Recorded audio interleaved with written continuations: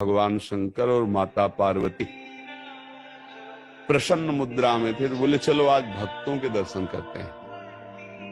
माता जी ने कहा चलो। भगवान एक साधु के वेश में हो गए, माता जी पीछे साध्वी के रूप में हो गई। एक धनी आदमी चारपाई पे बैठा सुपारी कतर के खा रहा था, 50 गाय भैंसे सब। उससे कहा भाई 100 ग्राम दूध दे दो, हमारे ठाकुर को स्नान करवाना है। जाने क्या क्या अशुद्ध शब्द बोल गए। पार्वती जी एकदम रुद्र दृष्टि में, हम दर्शन कराने आए भक्त के।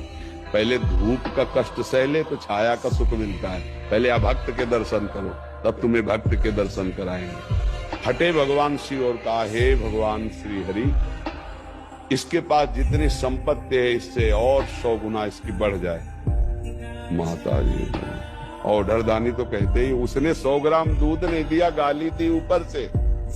और ये भगवान है। फिर भगवान बोले आओ चलते हैं तुम्हें भक्त के दर्शन कराने। तो एक गांव में गए, तो फुशा की झोपड़ी थी, उसमें उसकी माँ रहती थी, एक गाय थी।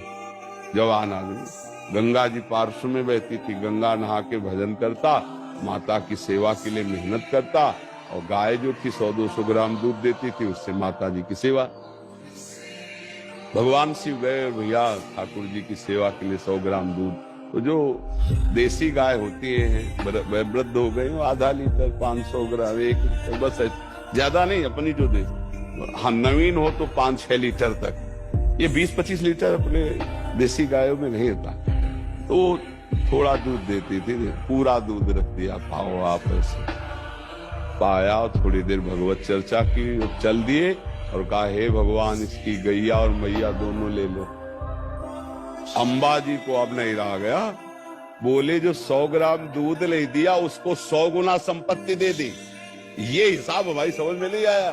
और जिसने जितना था उतना दे दिया गरीब आदमी, तो उसके दूध की जो वृत्ति आती थी वो गैया, और बात करने के लिए थी मैया, दोनों आप ऐसा बोले। यही तो समझ ठीक नहीं समझो। अभी इसका कुछ समय गैया और मैया में जाता है, अब ये अखंड भजन करके परमात्मा प्राप्ति करेगा। और वो उतने वैभव में तो अपमान संत का कर दिया, जब 100 गुना और बढ़ेगा तो महापाप करेगा, नरक जाएगा। समझ रहे? तो भगवान के विधान को हम लोग समझ नहीं पा रहे।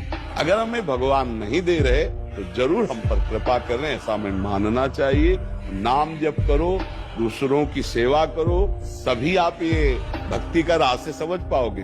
दूसरों से सुख लेने की भावना, भगवान को भूलकर संसार में रमना, तो आप अध्यात्म नहीं समझ पाओगे, भक्ति नहीं समझ पाओगे, तो पापाचरण बनेंगे, हृदय अशांत रहेगा, दुर्गति हो जाएगी।